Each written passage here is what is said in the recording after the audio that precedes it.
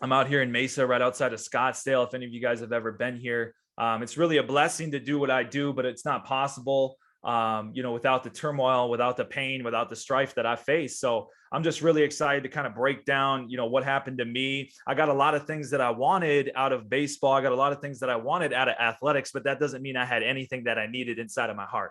Like, you feel me? There's sometimes that we're going to go along in our careers and we're going to get a lot of the things we want. We're going to get some of our dreams. Like, you guys are at Lock Haven, you're at Division II. Like, some of you could be literally living out your dream right now, or you could be on a stepping stone to the next level that you want to go. And whatever the case may be, I want to really work on your heart and work on like who you are as a person, the beliefs that you have about yourself and who you are and your value outside of the game, so that you actually can go further in the game, right? I want you to be able to use football as a trampoline for impacting the world and impacting those around you, not just serving yourself and not just serving your ego. So for me, I grew up in Eden Prairie, Minnesota. I had a big dream. Like, I just wanted to play in the major leagues. I saw that as a way to fulfill my potential as a kid and fulfill like who I was going to be. And the only way that I saw that was through the jersey.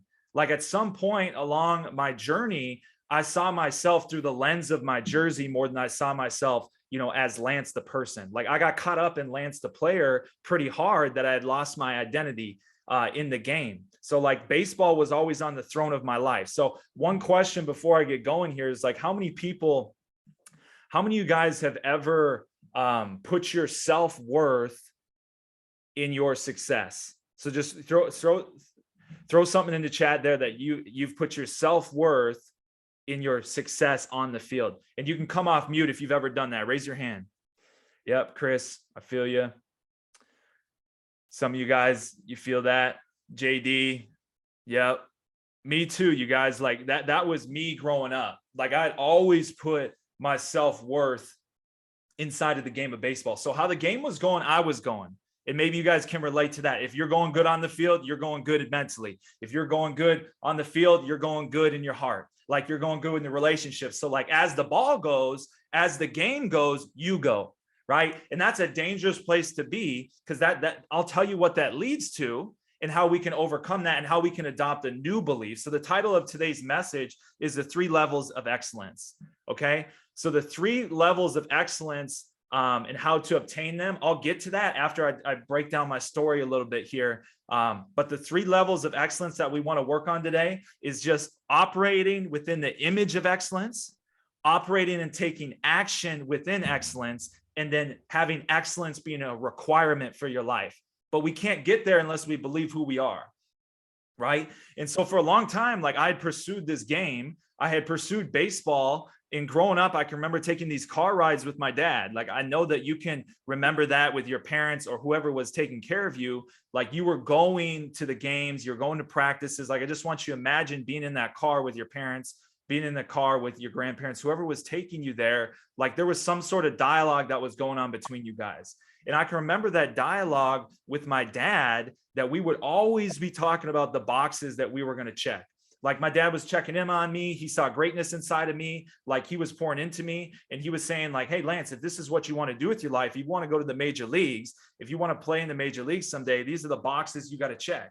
And for me, it looked like I got to throw 90 miles per hour. I got to make varsity. I got to get recruited. I got to go Division I. I got to get drafted. Then I got to go play in the major leagues. And as long as I got those things, as long as I got the things that I wanted out of baseball, then I would find fulfillment. That's what my adolescent mind said. And I think some of you are there right now. Like, you think as long as you get these certain things that you want, as long as you get that bench press, as long as you get the starting, position on the field, like, as long as you get X, Y, or Z, or you get this relationship, you get this car, you get this house, like, now you're going to feel fulfillment. And here's the crazy thing about boxes that we're trying to check for fulfillment is they're fleeting. They're not filling. Like, you've been trying to check boxes looking for fulfillment to fill, the vacancies inside of your heart. Like, come on, if you're feeling that, come on, like, somebody talk to me.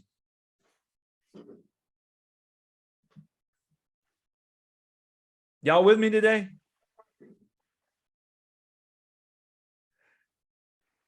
Throw something in the chat. Okay. So a lot of you guys are checking those boxes for fulfillment, trying to fill a vacancy inside of your heart, right? But in order to continue and not do that, we got to understand and develop a new belief about ourselves. So I kept doing this. And as the game went, I went, right. And I was successful enough. So like some of you guys are successful enough, even at the college level now, but you were successful enough in the high school level that as long as you were going good, as long as things were going good, you were going good. And I started to do this, and it started to, unravel outside of my life. So anytime the game would go bad, my heart would go bad. And I kept doing this. I got to college and I was able to cover up a lot of my insecurities and my worth and my value because of how good I was at the game. So as my stat sheet was filled, I could cover up the unfulfillment inside of my heart. Right. And I think for some of you, you have an unfulfilled heart, even though things are going right on the outside. And for me, I had a lot of good morals. I grew up in the church. Like I grew up in the church, but that doesn't mean the church was in me. I grew up, listening to people talk about God, but that doesn't mean I knew God. Right. And I had all these people looking at me going like, Lance is such a nice kid. Lance is optimistic. Everything must be going right. Like everything on the outside was going right, but that doesn't mean everything on the inside was going right. And eventually, like as you start to get better, Chris, as you start to get better, JD, like you start to realize that, okay, now that I'm in college, Walter, now that I'm in college, Jamie, like the people around me are starting to get better. Like the people around you, as you get going, now you're in college, the failure is going to start to happen. You may have been able to cover up insecurities and cover up your heart, like in high school, but now you're starting to see everybody's just as good as you or everybody's better. And now you're on a national scale. So in college, you're starting to face all these players that are just as good as you. The teams are just as good, or they're better, or they're a lot better than you. And you're starting to see in yourself that, okay, there's going to be more times that I fail. So when I started to fail in college, like I can remember in 2013, my first year as a true freshman, I came out and I had a ball in first year, like with the Minnesota Gophers. So I'm talking Division I, Power 5 conference, man. And I had a great first year. I was on for my redshirt sophomore year. Like I was on draft boards in 2014, like top 10 players to watch list. I was number 7, like out of the entire Big Ten conference. And I remember that expectation that was on my life. Right. And I didn't really know my worth and value beyond my stat sheet at that point. Like up until that point, I was just operating from how the game was going. Like how the game was going, that's where my identity was. My identity was totally in what I was doing. It had nothing to do with who I was as a person. Because I had forgotten somewhere along the lines that I'd lost Lance the person to Lance the player. And I went along here. Let me just mute you. And then 2014 came out. That year I was supposed to get drafted. I got agents calling me. I got people telling me, hey, Lance, this is your year. Just do the things that you did before and you're going to be all right. And some of you are coming to Lock Haven, thinking all I got to do is the things that I've done before, and this is going to work out. And some of you are young, some of you are older, maybe juniors or seniors, and it hasn't gone your way yet. You haven't met the expectations that you had for your career. And what I want to share with you today is just hold on. Like, hold on. You are a mindset shift away from changing your entire career and changing your entire mind and changing the trajectory of your life. But you got to change the way that you think. And I didn't change in college. I didn't change. As I failed, I self-medicated, right? I had a vacancy inside of my heart because I was unfulfilled. When things didn't go right, I was unfulfilled. So I tried to fill that with working out. I would work out sometimes 2 times a day. I was a very hard worker. I was not a smart worker. That led to a lot of injuries. Like I worked hard. I didn't work smart, right? So when I was unfulfilled on the field, I tried to go find that fulfillment in the weight room. And, there's some things that are good for you that you can squash and turn bad. Working out is good. Watching film is good. Like doing all that stuff is good, but too much of one thing can be harmful to your body. And for me, when I was self-medicating, I would be working out too much because I failed on the field. In 2014, I had the worst season that I've ever had as an athlete. I was supposed to be drafted and leave school. And I hardly played that year. I just had a horrendous season. Okay. And then I went about that year. And at the end of the year, I got an award from my teammates. They gave me an award called Teammate of the Year at our end of the year banquet. Amidst my awful circumstances personally, I was able to put that aside and still serve the rest of the team. So the message there is, some of you got to get better at encouraging. You got to get better at being there for others.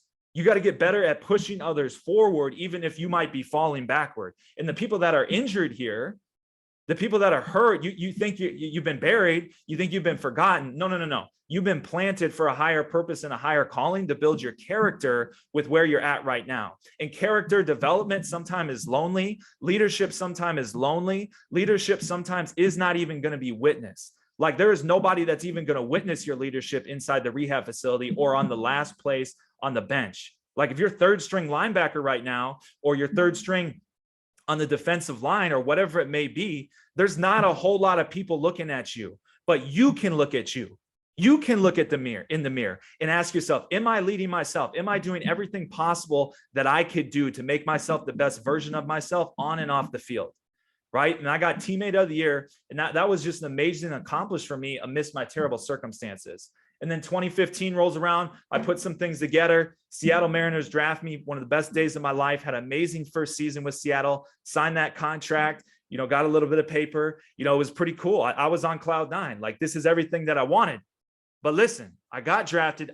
The Seattle Mariners took me. Now I'm only one step away from the major leagues. Now you baseball guys know you got to put in some time, right? You got to put in some time to get to the majors. Had a great first season in 2015. And then 2016, I came out for my first spring training out here in Peoria, Arizona. I was 3 days away from breaking camp. And this is when my life changed. This is when everything came crumbling down. I threw a pitch, whack. I tore my elbow to shreds. And I was going to need Tommy John surgery. Like, I was going to be out. It's just like an ACL for a football player, Walter. That's what it's like, tearing your UCL. So I needed surgery. That was going to put me out for at least a year. But there was a blessing that was hiding behind this burden. Okay. Because I got hurt, I ended up meeting my wife here in Arizona. And I met her in a dark place, mentally and physically. I was in a dark place, self-loathing at Arizona State University. That's where my wife happened to be. She wasn't a big drinker. Her mom made her go out that night. I met her in a bar in Tempe because I was hurt. If I would have been playing, I never would have met my wife. And I never have the two kids that I do. So, like, the message there is, like, God is moving in the background of your life, even though you don't know he's moving. So, like, some of you don't really know God yet. You haven't really given him your life. You don't want to know him, but I promise you, he knows you. He knows you, and he's trying to know you. He's trying to get to know you. He's trying to get to know your heart, but you got to let him in. And for me, that was a breaking point. Up to that point, like, I knew who God was, but it wasn't, I hadn't given him my life. My life was still given to the throne of baseball. So 2016, I get the surgery. I'm going to be out at least a year. I remember sitting on my couch back home in Scottsdale, Arizona, and I feel this spirit on me asking me, who am I? Who am I, Jaden? Who am I? And I remember I didn't have an answer to that question because I didn't have a jersey on, right? I knew I was going to be out at least a year. And it prompted me to go down to the local church. I got involved with the church. I got more involved with my faith. I got involved with youth groups, and that changed my mind. I finally said, if it's baseball, God, it's baseball. If it's not, it's not. Like, you do what you want to do. But this started a revelation in my mind that changed the rest of my life. And I started to place my value in who I was as a person rather than what I was doing on the field. And here's the best part about my story. Here's the best part. Amidst this mental change, amidst me changing my life and seeing myself through a different lens and seeing myself having worth and value, everything in my character was growing, but everything in my career was crumbling. I wasn't just hurt for 2016. I was hurt 2017. I was hurt 2018. I'm talking about Tommy John. I'm talking about stress fracture, loose fragmented bones, PRP, and stem cell for the next 3 years. I literally had to be locked up. I literally had to be locked up in Peoria, Arizona in order to be set free. I could put the jersey on, but I couldn't lace up the cleats. Like, are any of you guys feeling this? Like, I couldn't even play the game for 3 years. But that's the transition that I needed in order for my heart to grow, in order for me to be the leader of men that I am today, in order to speak in front of thousands of people that I do now, in order to write the books I do now, I had to go through pain and turmoil and strife at a certain particular time in my life, 6-7 years ago. So there is going to be purpose for the things that you go through. And not, my main message that I always tell everyone is, you've been planted, you haven't been buried. And I was literally being planted in that rehab facility. And my goal there, God's goal in planting me there, was to develop a root system, and develop a root system that couldn't be pulled up anymore, that couldn't be tossed to and from because of the wind, couldn't be tossed to and fro because of storms that come, or this girl, or this relationship, or, you know, this statistic. So there are going to be times in your life, like, you might have to be locked up in order to be set free. You're at Lock Haven, you're locked in there. Like, why not be locked up at Lock Haven so that you can be set free mentally for the rest of your life? Why not be locked up there and get everything you can out of that university, everything you can out of that scholarship, everything you can out of every class, every weight room session, everything you got? Like, can you get everything out of it so that you can have a huge harvest for the rest of your life? But you got to flip your mind. You got to change the way you think about yourself. So the 3 levels of excellence that I developed, this only happened because my character was growing and my career was crumbling. I had an opportunity to work on me. You feel me? Like, you guys have an opportunity to work on yourself right now, but some of you are spending so much time doing other things that have nothing to do with the ultimate calling on your life. You're spending so much time on social media. You're spending so much time in relationships that don't matter. You're spending so much time drinking with people that you're never, ever, ever going to see again. Like, this is a small window of opportunity that you have for you guys to truly work on yourself and grow a mindset that is unstoppable. Jordan, you with me? You feel me?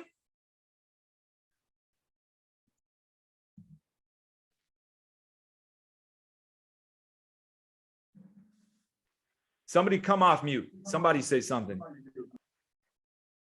We hear you. I feel you. You got this? You feeling this? Definitely hear that. Preaching. Preaching. All right, man. Good, good, good. I just want to make sure you guys are preaching. I want to make sure you locked in. So here's what happened, y'all. I went through this time, and it was the best time of my life, but I didn't know that then. It was the best time of my life, but I didn't know that then. I was developing a relationship with my soon-to-be wife. I was developing my character, but I had to literally change my mind. I had to change my mind. Like, God was rehabbing my heart while I was rehabbing my elbow. Don't miss that. Don't miss that now. God was rehabbing my heart while I was rehabbing my elbow. Like, I thought I was going to the complex to get this rehab, but I was really going there to rehab my heart. Right. And some of you, like, you think you're going to Lock Haven to get this bread to go Division I, or you're trying to go to the NFL, or you're trying to get the paper, or you're trying to get, like, yes and no. Like, yes, you are here for that, but there's more. Like, what you're doing right now is so small compared to the calling on your life. And for some of you, that's the first time you've ever heard somebody say that. Like, what I'm trying to tell you is, right now, football is so small compared to the unfathomable purpose and calling you have on your life. The jersey you are wearing right now is small compared to what you're going to do the rest of your life.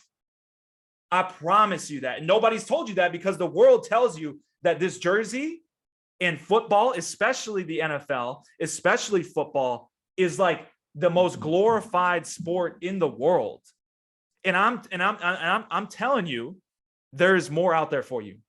But what can football do for you?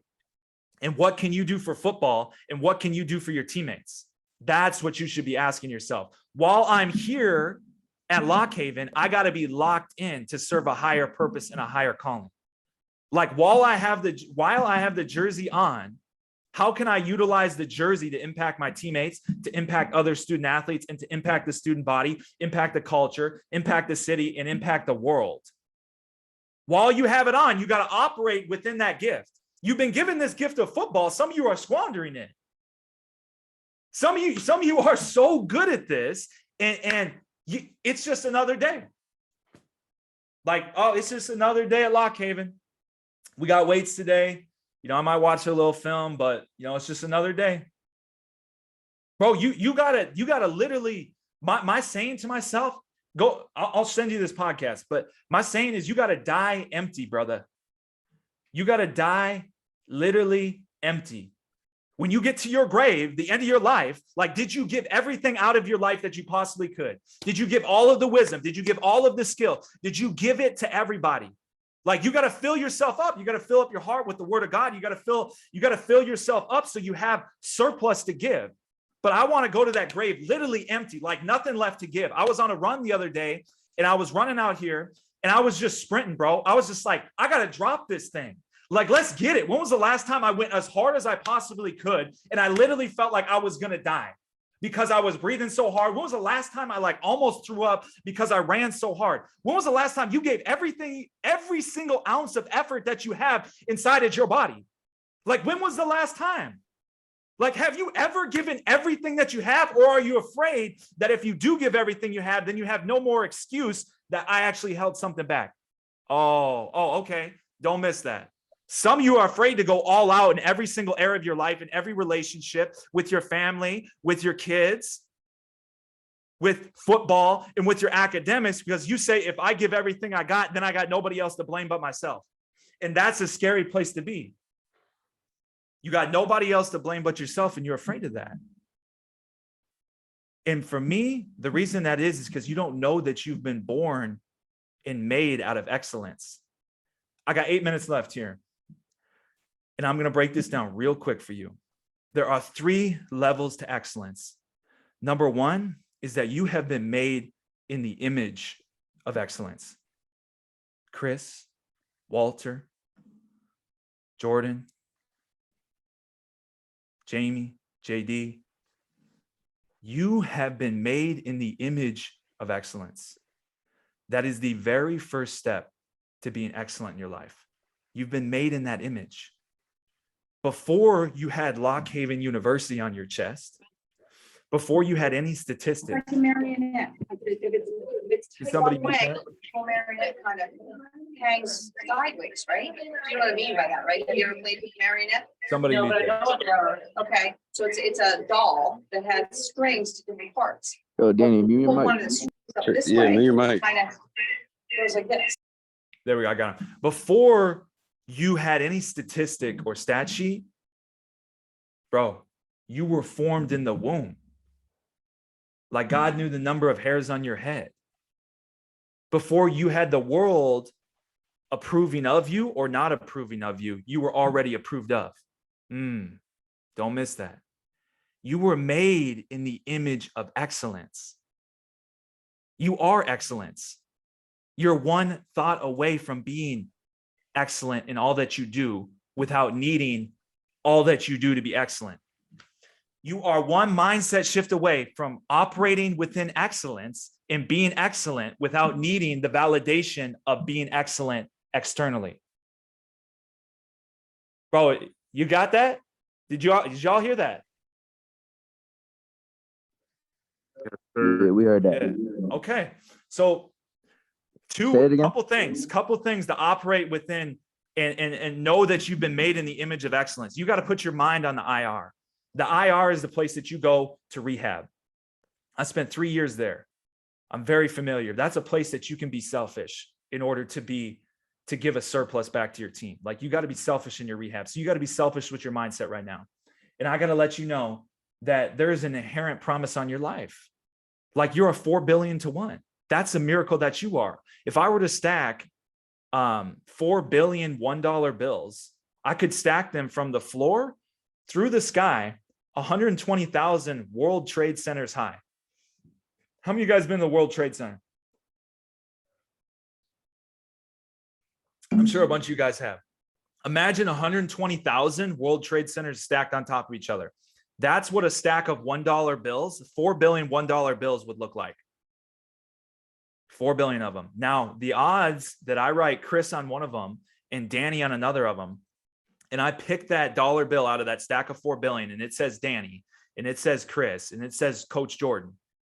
The odds that I even pick that dollar bill out are 4 billion to 1. That's the miracle that you are. If you don't think you have a calling on your life, you're flat wrong.